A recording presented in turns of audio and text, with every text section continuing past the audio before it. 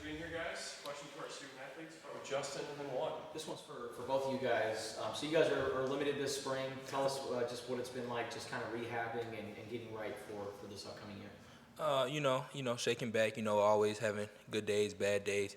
It's just a part of the game. You know what I mean? It's just one of those things that we just got to work through. And got to keep that within the family and everything else that comes with that. Yeah, I mean, it's definitely been a grind. We each have our ups and downs, and I think it's just something to where how can we be of value for the team, through our own injury or through our own circumstances right now. So. And another one. So with you guys being limited this spring, it's allowing guys like Wesley and Korn and even Antoine to get it really implemented. What have you seen out of those guys? Let's start with like Antoine. Like he picking up.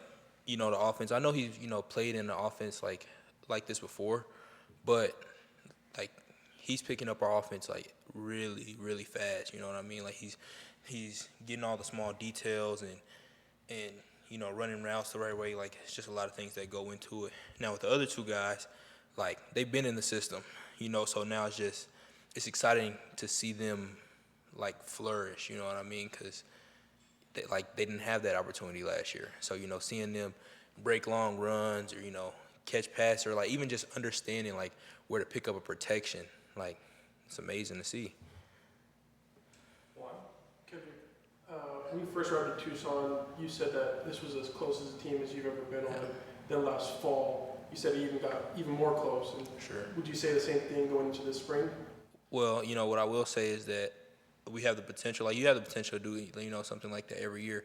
But, to say it's as close this year as it was last year, like, we have to build that bond. And, we're still a new team.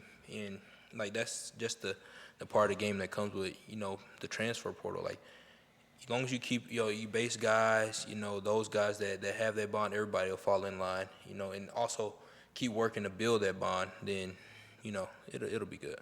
And for you, Quincy, you kind of have that feeling after going through your first year here and going into your second, kind of feel a little bit more ingrained into the program, feel closer with your team? I mean, I think the coaching staff does a really good job at, kind of keeping everybody together. And, the team also does a good job at, accepting everybody, transfers and newcomers that are coming in. And I actually do think that, like he said, we have the potential to be another really close team. And I think that's gonna benefit us in the fall. Justin. Quincy, when you first got here last spring, right? Mm-hmm. What do you remember about going through the spring ball experience last year? And how did you summarize just last year? Yeah, the first thing that comes to mind, instantly was just the heat.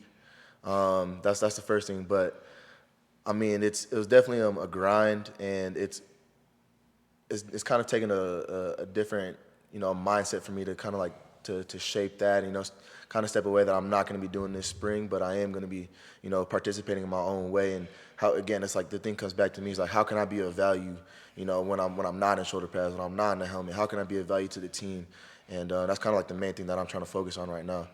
Did you struggle at any point last spring? And I mean, did you go through any growing pains? And how did you get to a point where you're getting on the field and having some success? Yeah, I want to say I had like too much of difficulty. I'm very quick at picking up things, picking up the offense and stuff like that. It's very simplistic stuff to where it's more in like the meeting rooms is kind of where I noticed a slight struggle. But other than that, I've been trying to be very consistent in what I do. Jordan in the back. How's it been for both of you? How has it been working more closely with Coach Molingal, and how nice is it to have someone that you're familiar with now kind of taking over that room? Well, what I will say that, working with Coach Lyle, like we worked with Coach Lyle last year too, you know what I mean? So like, it was like a relief for us when like, they were trying to, pick out a coach, and then we seen Coach Lyle, like that's going to be our coach. Like that's one of those things that, we done put all this time with him already, extra meetings, just drawing up offensive plays. Like, we've already spent that time with him. So him coming in and filling that role is like a no-switch transition. Like, it was just seamless. Mm-hmm. I mean, I think with Coach Lyle, having his quarterback background, he's very, very smart, very, direct in what he does. And, he does also bring that family aspect in it, too, as well. Mm-hmm. I think that's part of his culture, with him being Polynesian. So I think he does a really good job at that. Justin.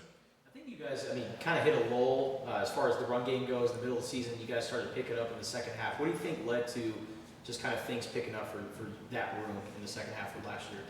The guys up front, and like I'm not gonna say like it was always there. It was more of like us just believing it. You know what I mean? Like they always made the holes like perfect for us. You know what I mean? It's just like us. We were messing up. You know what I mean? Like it shouldn't have been.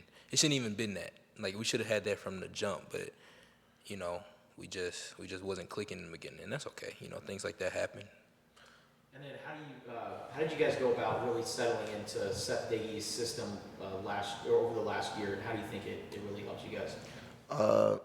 I mean, I think Coach Deggy has a really good offensive plan, offensive scheme, and he's always constantly coming up with new plays, constantly thinking of different ways, you know, to mess with the defense and stuff like that. And I think again, it's like a belief system.